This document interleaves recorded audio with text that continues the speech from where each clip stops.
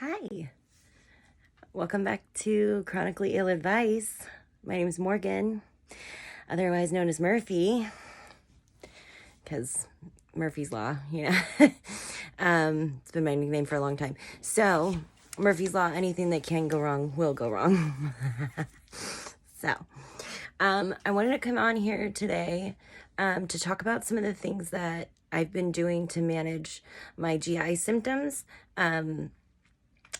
For the last 30 days, I've been going through some GI upset issues, and I just wanted to let you guys know some things that I've tried that are within my control that I can do to try and help with managing the symptoms.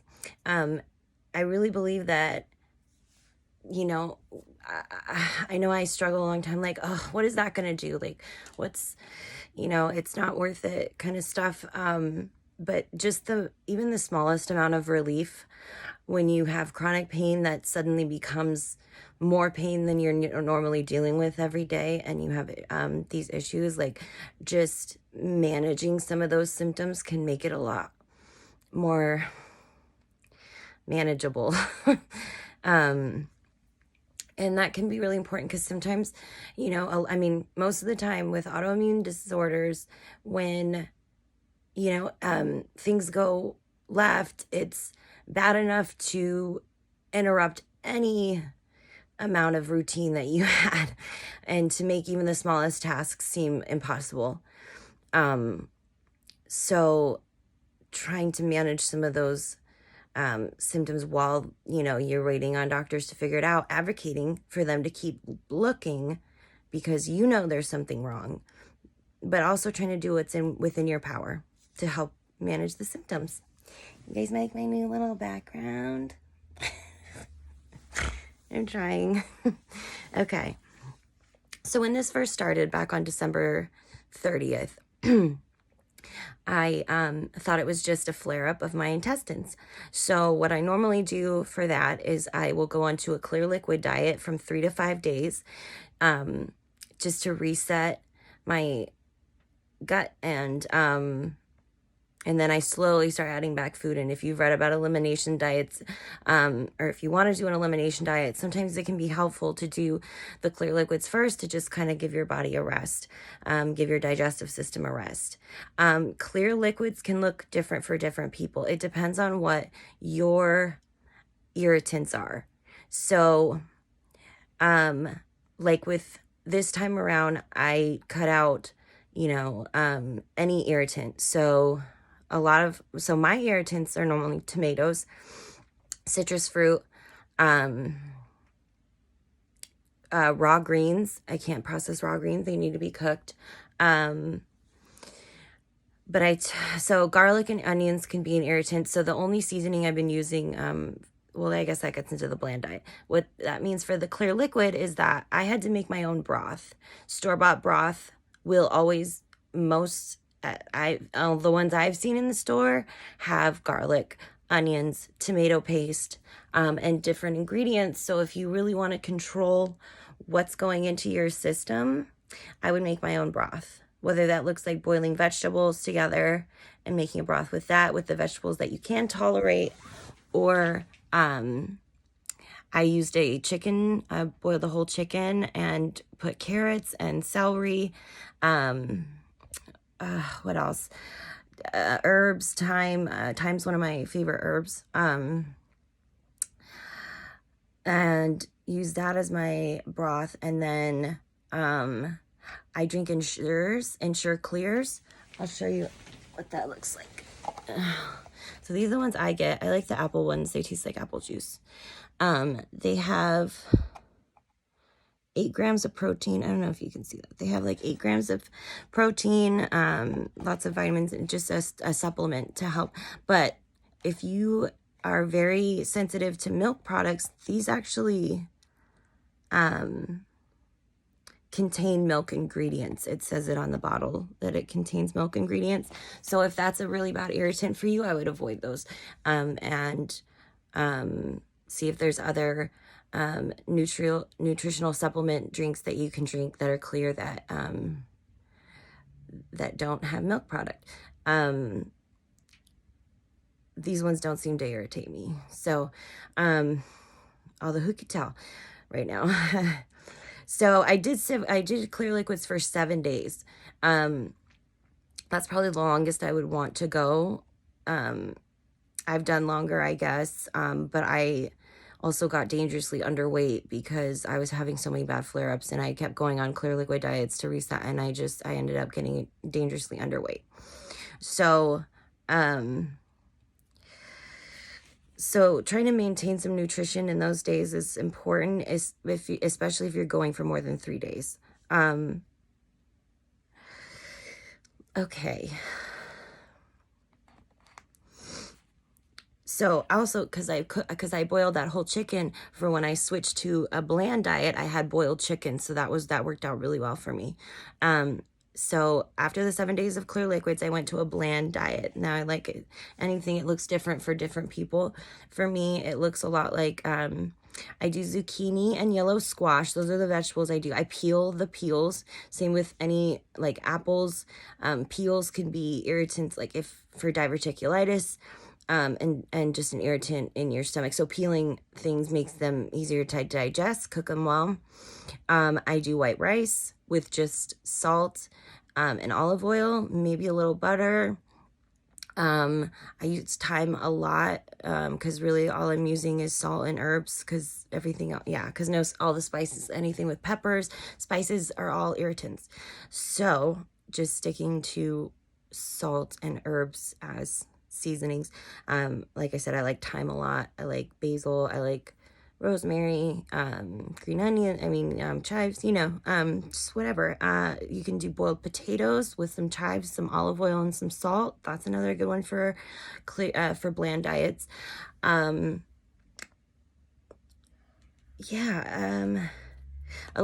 drinks. I drink a lot of electrolyte drinks on the clear liquid and on the bland diet because I'm taking more medication than normal and my body's dehydrating more. It's harder to stay hydrated, which I learned when trying to get blood drawn a million times. And I like these. I found these. Oh no, where'd it go? Oh, there it is. I found these recently and I freaking love them. They're like Pedialyte, but they come in all these flavors. Like this one's hibiscus. Freaking bomb. I got like a berry one that's freaking bomb. Oh my gosh. Like they're so good and they're really good for hydration. I also use coconut water. Coconut water is another electrolyte replacer. Sometimes when you're drinking a lot of water and a lot of fluids, you're if you drink too much water, that you'll start washing yourself out and not getting the electrolytes. So it's really good to have an electrolyte replacement drink along with your fluids. I like things that don't have a lot of sugar. So sometimes I'll get the Gatorade Zero Sugars.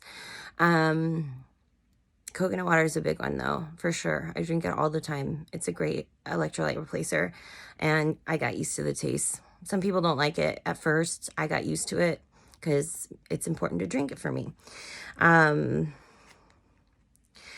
For clear and bland juices, apple juice is one of my favorites, cranberry juice. You can do Jello on the clear liquid. I didn't this time just because I was trying to keep the sugar intake low. But Jellos are okay too for clear liquid and bland.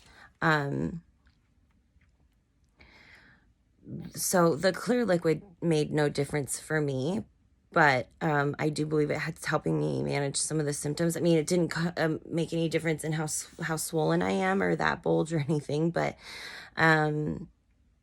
it was still important to do. And then I can tell the doctors that I've tried all of these things. So I've been on the bland diet for a couple weeks now. I want to tell you some other, because I know it can feel very restricting and I know it gets frustrating. So I like to talk about the things that you can have. Yeah, it's important, like even for boiling the potatoes too, you want to peel them. Let's see, I roasted carrots. I roast some carrots with some olive oil, some thyme, and some salt, and they're amazing and soft, and you cook them really well, and they're soft, and they're great for a bland diet, and they're tasty, they're flavorful. I do like cream of rice cereal because I'm avoiding wheat as much. I mean, not really, but cream of rice cereal seems to be easier to digest. So cream of rice cereal, it's a warm cereal like cream of wheat, but with rice. Yeah, you don't want to use pepper, any kind of pepper, black pepper, or different like bell peppers, any kind of pepper. It can be irritants, garlic, onions. So I've been doing bland for a few weeks now, and they want to keep me on it. I also do peanut butter and banana sandwiches on sourdough because that's like that's the easiest to digest of breads is sourdough. It's the easiest to digest. And I do peanut butter and banana sandwiches. That's like a main staple right now. And they want me to stay on the bland diet. Quick update about me. My general doctor seems to think that I have a vascular hernia, but I'm trying to get in with this, talk to the surgeon about it, but it's kind of, it's taking a little bit. They are confused about my test results from the hospital. They told me that diverticulitis was in there, but I'm like, no one's talked to me about diverticulitis, even though I'm eating right for that, but I still would need to know so they can treat it. I'm waiting to hear back about that because I was trying to set it up with the surgeon this morning to have him look at it. And I think they got mixed up on what doctor, because so my general, I think she got mixed up on what doctor she was recommending. But I see my GI again on Saturday morning to check in. It'll be before my consultation with Cedars-Sinai. But he also talked about admitting me to a rehabilitation hospital around here that also does surgeries that can maybe look at my abdomen if things have not improved, and they haven't. So I see him Saturday morning, which is really cool. It's Thursday today. It's Thursday the 3rd, and this all started on December 30th. So it's been a while. Also, today's my sister's birthday, and she passed away a long time ago, but I just wanted to say happy birthday to her, and yeah, that I miss her, and happy birthday to her. And thanks guys for watching my stuff. This is great. I hope you guys got some help out of it. If you have any questions, please put them in the comments, or follow me on Instagram under the same name, Chronically Ill Advice, and message me and let's talk about things. If you have questions, or if you just want to tell me your experiences, I'd love to hear about them in the comments so other people can learn from them too. And yeah, I'm glad you guys are coming on this journey with me, and I'm trying to get better about my presentation. So let me show you just my little woman folder. I was supposed to be getting my room painted, so I took a bunch of stuff down, and now there's just blank walls everywhere and little things from hanging up posters. But I'm trying, and it's, I'm still really struggling. I'm in a lot of pain a lot of the time, and I'm still really swollen, and I still have my little alien on the side over here, and no one knows what it is, and no one can tell me what it is, but they keep telling me what it's not. And they keep insisting that it's not a hernia, but I don't believe them. So I guess when I go to the university hospital, which for me is Cedars-Sinai, it's in LA, which is quite a drive for me, but hopefully they can give me some different answers, because no one can seem to give me straight answers right now. So as far as medications that I've been doing Gas-X, because they keep saying it might be bloating. I've been doing stool softeners, again, because of the increased medication, but also because they said they saw constipation. They always want to tell me that it's just constipation, so I'm making sure I'm not constipated. Let's see, I'm taking probiotics. I always take probiotics. It's really important. That myth about not being able to take probiotics when you're on antibiotics is a myth. You absolutely can. The ones that I get are these women's raw probiotics. I ordered them on Amazon. I really like them. I was prescribed some Zofran for the nausea.